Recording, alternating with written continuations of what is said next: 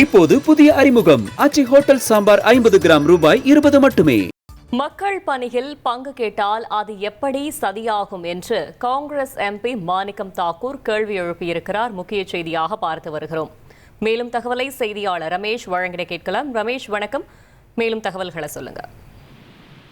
மக்கள் பணியில தான் பங்கு கேட்கிறோம். மக்கள் பணியில் பங்கு கேட்டால் அது எப்படி சதியாகும் அப்படின்னு காங்கிரஸ் நாடாளுமன்ற உறுப்பினர் மாணிக்கம் தாக்கூர் சமூக வலைதளத்துல ஒரு கருத்தை பதிவிட்டிருக்கிறார். எதற்காக இந்த கருத்து அப்படின்னா, திமுக கூட்டணியில காங்கிரஸ் கட்சி இருக்கிறாங்க. காங்கிரஸ் கட்சியை பொறுத்த வரைக்கும் ஆட்சியில பங்கு வேண்டும், கூடுதல் தொகுதி வேண்டும் அப்படின்னு திமுகவிடம் கேட்டுட்டு வராங்க.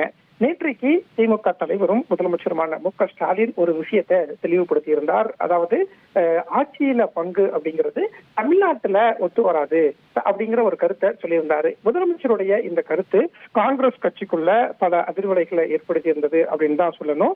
இந்த நிலையில தான் மாணிக்கம் தாக்கூர் இப்ப என்ன சொல்லியிருக்காருன்னா, கூட்டணி கட்சிகளிடம் மக்கள் பணியில பங்கு கேட்டா அது எப்படி சதியாகும் அப்படின்னு ஒரு கருத்தை சொல்லியிருக்காரு.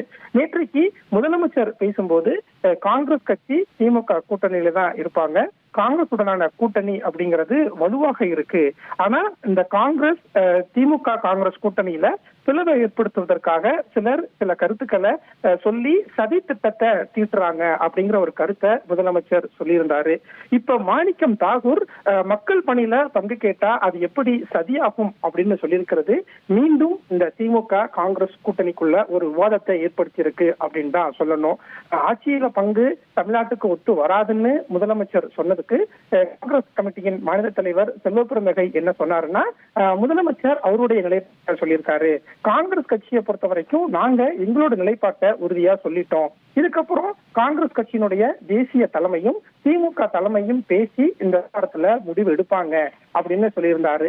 ஆனா மாணிக்கம் தாக்கூரை பொறுத்த வரைக்கும் இந்த ஆட்சியில பங்கு அப்படிங்கிற விஷயத்துல ரொம்ப உறுதியா இருக்காரு. அவருடைய கருத்து தொடர்ந்து இதை முன்னிறுத்தியே இருக்கிறது. திமுக தரப்புல ஒவ்வொரு சொல்லும் போதும் மாணிக்கம் தாக்கூர் அதற்கு பதில் கருத்து சொல்லிட்டு இருக்கிறத பார்க்க முடிகிறது. அப்படின்னா நேற்று முதலமைச்சர் பேசியதற்கு மாணிக்கம் தாக்கூர் இப்போது ஒரு பதிலளிக்கும் வகையில தான் தோழமையில மக்கள் பணியில் பங்கு கேட்டா அது எப்படி சதியாகும் அப்படிங்கிற ஒரு கருத்தை சொல்லியிருக்காரு. காங்கிரஸ் கட்சியினுடைய தேசிய தலைமை இந்த விவகாரத்தை எப்படி முடிவுக்கு கொண்டு வர போகிறது, திமுக காங்கிரஸ் கூட்டணியில காங்கிரஸ் கட்சிக்கு திமுக எத்தனை தொகுதிகளை ஒதுக்கும் அப்படிங்கிற எதிர்பார்ப்பெல்லாம் இன்னும் அதிகரிக்கிறது. கடந்த 2021 சட்டமன்ற தேர்தலை பார்த்தோம்னா காங்கிரஸ் கட்சிக்கு 25 தொகுதிகள் ஒதுக்கியிருந்தாங்க.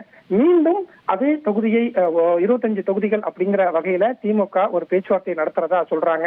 ஆனா கூடுதல் தொகுதி, ஆட்சியில் பங்கு, இந்த விவகாரம் எல்லாம் எப்போது முடிவுக்கு வரும், எப்போது விடை கிடைக்கும் அப்படிங்கிற எதிர்பார்ப்பும் அரசியல் வட்டாரத்துல இருக்கிறது.